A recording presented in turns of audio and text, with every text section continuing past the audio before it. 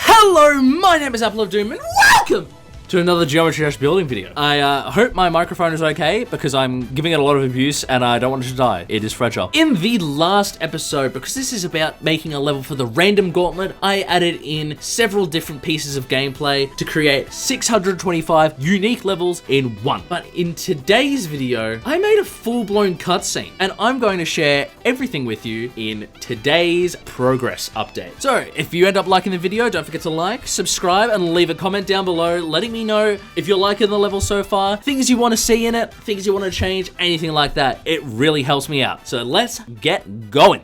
So one thing I want to address first is that I got a number of comments on the last progress update about the artist Korai, let's just say, not being such a great person. Now, I agree. I don't like Korai. He's quite homophobic and transphobic, and I do not support that at all. And I didn't realize the kind of extent it was until after I started making this level. Thankfully, he has deleted a lot of negative comments he's posted, but it still doesn't sit quite right with me. Look, I'm going to keep using this level. Just know that I am aware he's not a great person, but I'm gonna try and separate the art from the artist. He's gonna be making no money off this. This song doesn't get copyright claimed. It's free on Newgrounds, so he isn't generating any money through like Spotify or anything. So that should be good. Continuing on, the second thing I want to talk about is the way that I set this up in the last episode. Because this uses a series of move triggers, occasionally the level will glitch. I'm not sure I'll get it now, but the hitboxes, because they're being moved down, sometimes they act a little funny and kind of break, and I don't want to have any risk of these breaking. So I think at some point in the future, maybe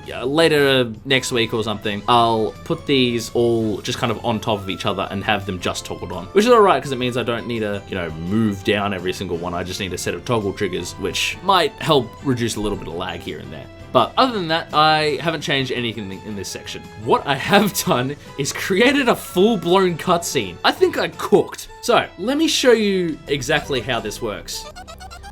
So you can see I've made a full text box with text that scrolls and this little icon down the bottom that tells you when it's ready to move to the next section. And if I press it, sure enough, it loads the next section. So how on earth did I do this? Pretty simple, actually. If I head into Own Display, this level actually starts with a cutscene of its own. Not really a cutscene, but a little introduction. You can see here, and the level doesn't start until I press it, right? And then it goes into it. So this was one of my inspirations that I outlined in the previous video. If you've not seen the previous video, I highly recommend it because I go over a lot of other different things that are going to be happening in the level. But now I'm wondering, how the hell does it do this? So at the beginning of the level, there's actually a teleport trigger that teleports you back to the start. If I take away the static trigger here, you should be able to see it. Yeah, there we go. You're just this is a bit nauseating, but you're constantly looping back to the start. And so if I go back into my level, you can see it does pretty much the same thing. Let's put this on a new group and toggle this off just for now. Then you can see there's everything for the dialogue, and then this little bit, you get trapped in the little box. You get trapped in the dumb box. So basically what's happening is if I re-enable this static trigger again, once you hit the end of the text and this icon pops up, that means I'm basically storing the player in a little teleport box until you press the button. And what that does, you can see, is jump you up into this touch triggered teleport that teleports you to the next section. You might be wondering, what is that little icon that kind of dots up and down? Now that's this alpha trigger. I've just got a simple loop right here, this just bobbing up and down. That's just on a simple group, and it it stays on loop. And whenever you enter this kind of box section, I've put the alpha groups there to notify the player that, hey, you can click on this, you can go to the next section. That's graphic design, baby. Now, for all the dialogue, I kind of went a little overboard. Every single piece of text here has a group associated with it. Now, there was a number of ways I could have done this. So if you didn't know, if you get a text object and just type out like something like blah, blah, blah, you can press the split button down here, and that'll split it into all separate letters. So essentially, I typed out a series of dialogue first and then split it all down to get these all as individual letters. I then put each of these on a group so that I could space them out to whatever spacing I wanted to put them on. Now, the other way I could have done this was, I think Zenbez recommended this to me, or Medallion, either one of them. Sorry for not remembering. But if you have an area fade, you can get an object like this and move it across the text here. And so that'll fade each letter in at a time. I didn't really like that, and I really like having control over the text itself and the spacings. So you'll see with the spacings here, the text in the first bit starts out very slowly as it's this kind of mysterious figure saying, you know, are you there? Is somebody there? It's very slow. And when they figure out that someone's there, then the text is a lot faster. So I thought that was a really cool detail, and I've done that a lot for a lot of this, except for the part here, which is extremely spaced out to make it seem a little more ominous. So you might be wondering, how on earth did I create that sound effect as well? Now, if I go to the sound effect here, I'm actually using, let's see if I can uncut this. Extra time! Extra time! It's so stupid. I've basically done that and shortened it down to, I think that's done in milliseconds, 100 milliseconds.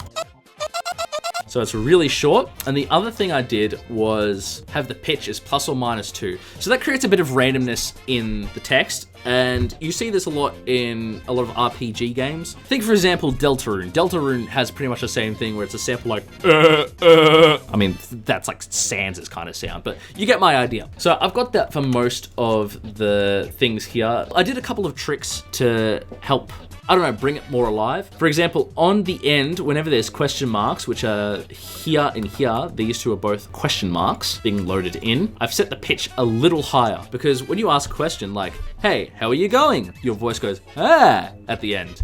I don't know, I thought that added a lot of personality. And I did a similar thing over here. These three are the ... or rather the ellipsis, and these three as well. And I've set the pitch just to -1, so it's not high and all happy, it's like kind of ominous and spooky. So that's the main thing I've done, right? And I'm really happy with that. But there's actually something else that I did that is really, really cool. So if I play through this, it takes a little while to get through. I think I'm eventually going to create a sort of skip or something like that. But if I just press the restart button here, I'm suddenly back in the actual part of the level. And if I've restarted again, hang on a second, I'm at the main part of the level. I've skipped the whole cutscene. How have I done that? This actually drove me mad. This made me go insane. I was crashing out. So I asked Viprin's Discord server for help, and thankfully Zenaxel helped me out. That and another random video from a small YouTuber I found, which I'll put on screen and I'll also link down below because I actually found it very useful.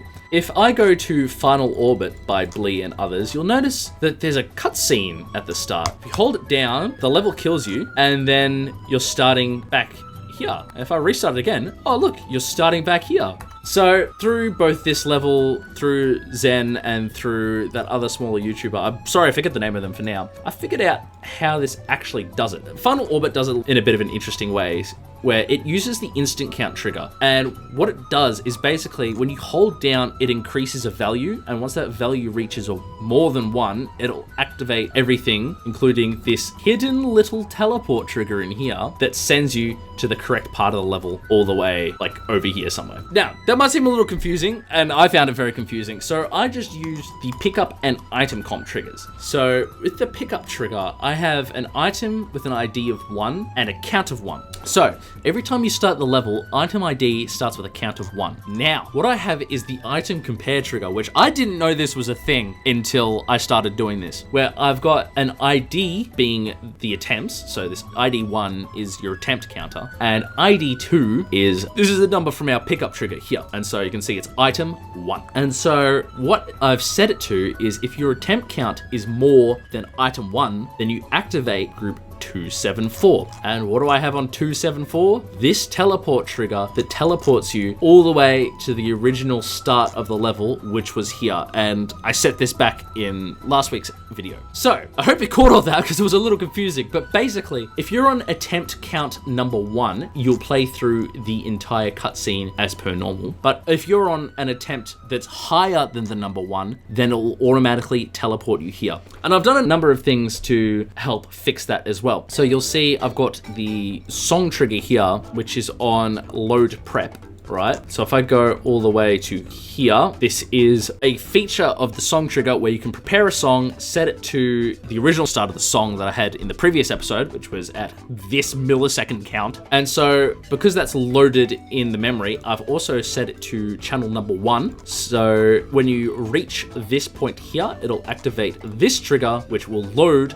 channel number 1. I hope you got all that, because there's another thing to go with it, which is edit song. Now, this also loads once you've passed the attempt count, and what this does is this sets channel 0 to 0 volume. And what do I have on channel 0? I have the song set on a loop. I'm actually not sure how to loop this properly. I've tried doing different fades in and out, but it just kind of hard cuts in the level itself. So if anyone knows how to get this to fade in and out properly, I'd absolutely love to know, because I want a nice looping kind of background noise for the beginning. And I've also slowed it down. So that's basically how this whole section works and how the cutscene kind of skip works. I hope that makes sense. Just to run it by, if you are on an attempt count that is higher than 1, then it'll activate a number of groups that turn down the volume of the original song, start the song at a new section of it later in the song, and teleports you to the beginning of the actual level. I hope that all makes sense. But that isn't all I've been working on. What kind of mysterious figure is asking, "Who are you?" Let's go and check that out, but not in Geometry Dash. Alright, so here we have something different. I decided to try and do a design for this little guy. So if I look here, this is kind of all my inspirations for what I wanted to create. So I found this really cool thing on Tumblr, this OC called Widget by Kitterberger. I wrote it down so I'd remember, just to give credit. And I really liked, the overall kind of 90s kind of design of this one. And so I decided to look up a number of other ones. I found like this one on Twitter, and I looked at other kind of PCs, mainly looking at more IBM ones from the 90s, because I thought it'd be really cool to have like a 90s styled kind of computer that's like running the whole simulation that is the random level. And so, these are all my inspirations with like wires and sort of things. So I started off trying to do something a little more, I guess, pixelated, have like a pixelated screen, and this one looked like a microwave, and these ones they just didn't sit quite right. So I kind of went for more of a cartoony face. I tried to do it kind of right way up and sideways, and I found that like sideways is pretty unique. And I think what I want to do with this kind of design is have like something that like types out like the eyes and the mouth or something like that. I think that could work really well. I was considering adding like a keyboard and mouse as well, but I thought it didn't quite work with the design. I also thought it'd be good to have kind of like a power cable as like the tail. Thought that looked nice. And I really liked these drawings I did where it's like, oh, they're cracking their neck and they can plug their kind of wiggly arm things into different things such as a fan to cool themselves down or something like that. And so going for more of like, is this isometric? I think this is isometric, I don't know. But this kind of view, you can see how I started off to refine it. I've got like a base here, and then it's got like arms and things, and its tail being the cable coming out. And then I made the colors of them yellow, red, and kind of like a grayish white, which those are the colors for AVI cables, which are old connectors you'd use for, I guess, more TVs and that sort of thing. But a lot of you that watch me are very young. This is probably ancient history for you, and you've never had to work with anything like this before. But yeah, I'm really happy with the design. I really like how this is coming out. And so I think I'm going to try and recreate this in GD by adding it into the kind of starting cutscene, and then have its face be the screen for the level, right? So like you meet this computer person thingy. It's not really a person. I don't know. One of the ideas I had was to make it Anthro,